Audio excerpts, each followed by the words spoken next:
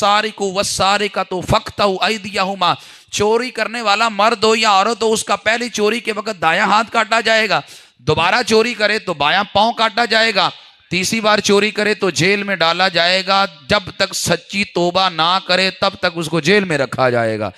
अगर ये इस्लामी कानून हमारे मुल्क में नाफिज हो जाए, सबसे पहले तो वजीर आजम के हाथ कटेंगे, फिर उनके साथ जितने डाकू इकट्ठे हैं सबके हाथ कटेंगे।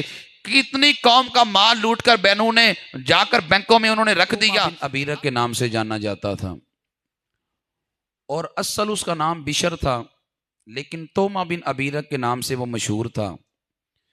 उसे एक बुरी आदत पड़ी हुई थी, वो बुरी आदत उसको चोरी करने की थी। आदत चलते चलते बंदा एक ना एक दिन शिकंजे में आ ही जाता है। उसको चोरी करने की आदत थी। अपने हमसाये के घर से वो चोरी करता है। हमसाये का नाम है कतादा बिन नोमान। कतादा बिन नोमान के घर से वो आटे का थैला चुराता है और आटे के थैले के अंदर ज़िर्रा भी होती है, लेकिन इसको नहीं पता होता कि आटे के थैले को नीचे से छोटा सा सुराख भी है। ये थैला चोरी करता है, अपने घर में नहीं रखता कि जो बंदा गिल्टी होता है, मुजरिम होता है, उसे पता होता है कि सबसे पहले लोग शक भी मुझ पे करेंगे। उसने अपने घर में थैला नहीं रखा। एक यहूदी ज़ैद बिन समीन नाम का है, उसके घर में थैला रखा। बोले तेरे दर से युजार फिरते हैं, दर बदर यूं ही खार फिरते हैं, उस बार का गदा हूं मैं जहां मांगते ताजदार फिरते हैं। देखो उसने नबी पाक अलैहिस्सलाम का दर छोड़ा, मदीना से मक्का, मक्का से फिर और जिंदगी में फिर दर बदर होता रहा। अल्लाह फरमाता है इन्ना अनज़लना इलैकल किताब बिल हक़्क़ि लितहकुम बैनन नास, बेशक हमने ये किताब आपकी तरफ नाजिल की कि आप लोगों के दरमियान हक़ के साथ फ़ैसले करें। लितहकुम बैनन नास बिमा अराकल्लाह, आप लोगों के दरमियान इस तरह फ़ैसले करें जिस तरह अल्लाह ने आपको दिखाए। वला तकुन लिल खाइनीन खसीमा, और फरमाया कि दगा करने वालों की तरफ से आप न झगड़ें। वस्तगफिरिल्लाह, अल्लाह से माफ़ी चाहो। इन्नल्लाह कान गफूर रहीमा, अल्लाह बख्शने वाला भी है और मेहरबान भी है। इसका शान नज़ूल ये है कि मदीना मुनव्वरा में एक शख्स था जो तोमा बिन अबीरक के नाम से जाना जाता था और असल उसका नाम बिशर था, लेकिन तोमा बिन अबीरक के नाम से वो मशहूर था। उसे एक बुरी आदत पड़ी हुई थी, वो बुरी आदत उसको चोरी करने की थी। आदत चलते चलते बंदा एक ना एक दिन शिकंजे में आ ही जाता है। उसको चोरी करने की आदत थी। अपने हमसाये के घर से वो चोरी करता है। हमसाये का नाम है कतादा बिन नोमान। कतादा बिन नोमान के घर से वो आटे का थैला चुराता है और आटे के थैले के अंदर ज़िर्रा भी होती है, लेकिन इसको नहीं पता होता कि आटे के थैले को नीचे से छोटा सा सुराख भी है। ये थैला चोरी करता है, अपने घर में नहीं रखता कि जो बंदा गिल्टी होता है, मुजरिम होता है, उसे पता होता है कि सबसे पहले लोग शक भी मुझ पे करेंगे। उसने अपने घर में थैला नहीं रखा। एक यहूदी ज़ैद बिन समीन नाम का है, उसके घर में सुबह दिन चढ़ता है, कतादा बिन नोमान अपने घर में देखते हैं थैला नहीं पड़ा हुआ, शोर मचाते हैं, लोगों से पूछते हैं। ये बंदा गिल्टी था। इससे पूछते हैं तोमा बिन अबीरक से कि तूने तो थैला नहीं लिया। उसने कहा जी कसम ले लो मैंने नहीं लिया। झूठा बंदा कसम भी जल्दी उठाने लग जाता है। उसने कहा जी कसम ले लो मैंने नहीं लिया। लेकिन जब लोग जमा हो गए तो किसी ने गौर से देखा कि आटा उस बंदे के घर से निकलता है और चलता ही जा रहा है। लोगों ने कहा इसका पीछा करो। जब आटे के पीछे चलते चलते गए तो वो ज़ैद बिन समीन यहूदी के घर तक ले गया। जब उसके घर की तलाशी ली गई तो अंदर आटे वाला थैला भी पड़ा हुआ था, अंदर ज़ीरा भी पड़ी थी। यहूदी को पकड़ लिया गया, तू चोर है। यहूदी ने कहा जी बात सच्ची है, मैं मुजरिम नहीं हूं, मैं चोर नहीं हूं, मुझे रात को ये थैला तोमा बिन अबीरक नामी बंदा दे गया है, लिहाजा ये मैंने ना किसी से लिया ना चोरी किया, वो बंदा रख के गया है। लेकिन तोमा बिन अबीरक के जो खानदान वाले थे, बरादरी वाले थे, वो इकट्ठे होकर कहने लगे अगर तो हमारा बंदा मुजरिम साबित हो जाता है, हमारी नाक कट जाएगी, हमारा कबीला खाक में मिल जाएगा। लिहाजा हमने एड़ी चोटी का जोर लगाना है और ये साबित करना है कि हमारे कबीले का बंदा मुजरिम नहीं है। सारे लोग इकट्ठे हो गए, कहने लगे जी तोमा बिन अबीरक मुजरिम नहीं है। देखो थैला यहूदी के घर से निकला है और यहूदी ऊपर से एक कलमा पढ़ने वाले पे इल्जाम भी लगाता है, मुजरिम तो वही है। नबी अलैहिस्सलाम अभी खामोश है, अल्लाह की जानब आने वाली वही का इंतजार कर रहे हैं। میرے آقا علیہ السلام خاموش رہے. اللہ نے یہ آگے ساری آیتیں حضور علیہ السلام پہ نازل کر کے بتا دیا کہ مجرم تو توما بن ابیرک ہے.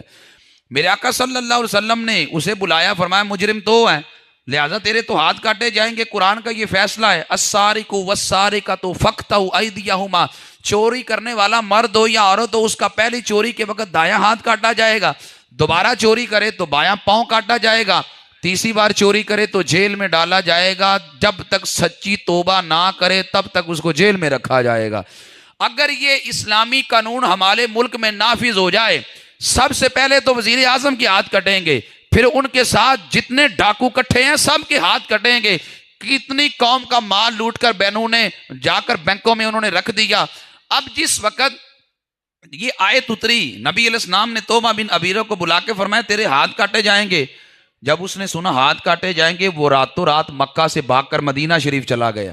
مدینہ شریف میں رہتا تھا, مدینہ شریف سے بھاگ کر وہ مکہ چلا گیا. مکہ میں جا کر کفار کو کہنے لگا میں مسلمانوں سے بھاگ آیا ہوں تو میں نے آپ کے پاس رہنا ہے. لوگوں نے سمجھا کہ شاید مسلمانوں سے بھاگ کے ہمارے پاس آیا تو انہوں نے ویلکم کیا. لیکن زندگی میں بات یاد رکھیں, جو عادتیں زندگی میں پڑ جاتی ہیں پھر وہ کبھی جاتی نہیں ہیں, خواہ اچھی ہوں خواہ بری ہوں. بچی گھر میں ٹائٹس پہنتی ہے تو ماں کہتی ہے جی یہ ابھی بچی ہے, یہ بڑی ہو کر خود صحیح ہو جائے گی. اور جس وقت وہ بڑی ہوتی ہے, وہ عادت بڑی ہوتی ہے زندگی میں, وہ بڑی عادت جاتی نہیں ہے. زندگی میں جو عادتیں پڑ جاتی ہیں وہ زندگی میں پڑی ہوئی عادتیں پھر جاتی نہیں ہیں. اس لیے زندگی کے اندر بندے کو عادتیں اچھی ڈالنی چاہیے. بری عادتیں جو پڑتی ہیں وہ بری عادتیں پھر جاتی نہیں ہیں. تو بات یاد رکھیں, توما بن ابیرہ کو جب نبی علیہ السلام نے فرمایا تیرا ہاتھ کاٹا جائے گا, تو توما بن ابیرہ مکہ میں بھاگ گیا. مکہ والوں نے اس کا ویلکم کیا, لیکن مکہ میں جا کے اس نے پھر ایک بندے کے گھر میں نقب زنی کی کہ میں آج اس گھر کی چوری کروں گا. وہ نقب لگا رہا تھا, اوپر سے ایک پتھر آ کے اس کے سر پہ گرا. جب سر پہ پتھر گرا تو خون نکلنا شروع ہو گیا. اب چھپ تو نہیں سکتا یہ بندہ مجرم ہے.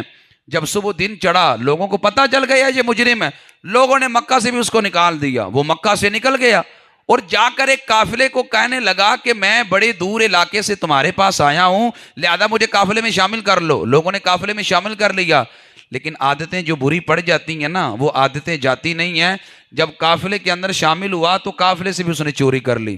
قافلے کے لوگوں نے پکڑ کے اتنے پتھر مارے چھوڑا, تب جب اس کی روح نکل چکی تھی. میرے امام بولے تیرے در سے یجار پھرتے ہیں, در بدر یوں ہی خار پھرتے ہیں. اس بار کا گدا ہوں میں, جہاں مانگتے تاجدار پھرتے ہیں. دیکھو اس نے نبی پاک علیہ السلام کا در چھوڑا, مدینہ سے مکہ, مکہ سے پھر اور زندگی میں پھر در بدر ہوتا رہا. عادت جو بری پڑ گئی تھی وہ بری عادت زندگی بھر گئی نہیں ہے. انسان کو زندگی کے اندر ذمہ دار انسان کو ہونا چاہیے. انسان کی زندگی میں سب سے زندگی گزارنے کا سنہری اصول یہ ہے, انسان کو زندگی میں ذمہ دار ہونا چاہیے. ذمہ دار کس کو کہتے ہیں؟ یہ گھڑی میری ہے, میں اس کی حفاظت کرتا ہوں, یہ ذمہ داری نہیں ہے. یہ پرنا میرا ہے, میں اس کی حفاظت کرتا ہوں, یہ ذمہ داری نہیں ہے. یہ پگڑی میری ہے, میں اس کی حفاظت کرتا ہوں, یہ ذمہ داری نہیں ہے. گھر میں پنکھا لگا ہوا تھا, میں نے بند کر دیا, فضول چل رہا ہے, یہ ذمہ داری نہیں ہے. ذمہ داری یہ تھی کہ دوست کا موبائل کسی جگہ پہ رہ گیا تھا تو میں نے اٹھا کے اس کو واپس منو ان کر دیا ہے, یہ ذمہ داری ہے. ذمہ داری یہ ہے کہ میں مسجد میں آیا, ایک پنکھے کے نیچے نماز پڑھی, جب میں جاؤں تو پنکھا بند کر کے جاؤں, یہ ذمہ داری ہے. میں مسجد میں آیا, فضول لائٹ چل رہی تھی, میں بند کر کے جاؤں, یہ ذمہ داری ہے. اپنی چیز کی حفاظت کرنا یہ ذمہ داری نہیں ہے, کسی کی چیز کی حفاظت کرنا یہ ذمہ داری ہے. بندہ زندگی میں جب ذمہ دار ہوتا ہے, نوجوانوں توجہ کرنا, بندہ زندگی میں جب ذمہ دار بنتا ہے اس کی زندگی میں پھر حسن پیدا ہوتا ہے, پھر زندگی میں انقلاب آتا ہے, پھر کامیابیاں اس کا قدم چومتی ہیں اگر وہ ذمہ دار بنے. ایک بوڑھا باپ تھا, اپنے جوان بیٹے کو کہنے لگا بیٹا بیرون ملک چلے جاؤ. نوجوان کہنے لگا ابا میں تو پڑھا لکھا نہیں ہوں, مجھے کیسے اس ملک کا ویزا ملے گا. باپ کہنے لگا بیٹا انٹرویو دینے میں حرج کیا ہے, تم انٹرویو دے آؤ. باپ نے جب یہ کہا تم انٹرویو دے آؤ تو بیٹا انٹرویو دینے کے لیے چلا گیا. جہاں انٹرویو دینا تھا کہیں اور بھی لوگ انٹرویو دے کے واپس آ رہے تھے. نوجوان نے ان سے پوچھا, وہ کہنے لگا بڑے مشکل سوال کرتے ہیں, سارے فیل ہو گئے ہیں. نوجوان کہنے لگا میں نے دل میں سوچا بھائی یہ تو پڑھے لکھے ہیں, میں تو پڑھا لکھا بھی نہیں ہوں, تو مجھے واپس چلے جانا چاہیے. تو کہتا دل میں خیال آیا چلو چلا ہی جاتا ہوں, زیادہ سے زیادہ یہی ہوگا نا مجھے فیل کر دیں گے.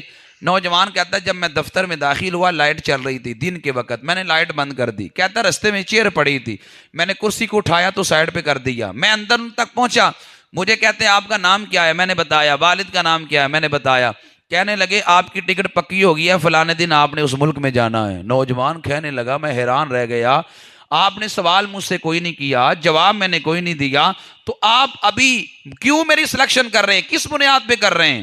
وہ کہنے لگے ہم اس بنیاد پہ کر رہے ہیں کہ باہر ہم نے لائٹ جان بوجھ کے جلا کے رکھی تھی، کرسی جان بوجھ کے رکھی تھی، بڑے بڑے پڑھے لکھے انٹرویو دینے کے لیے آئے، لیکن دن کو چلتی لائٹ کو بجھایا نہیں ہے. یہ سمجھ کے کون سا ہماری ہے، یہ ان کی ہے نا، بجھایا نہیں ہے اور ہمارے پاس آ گئے.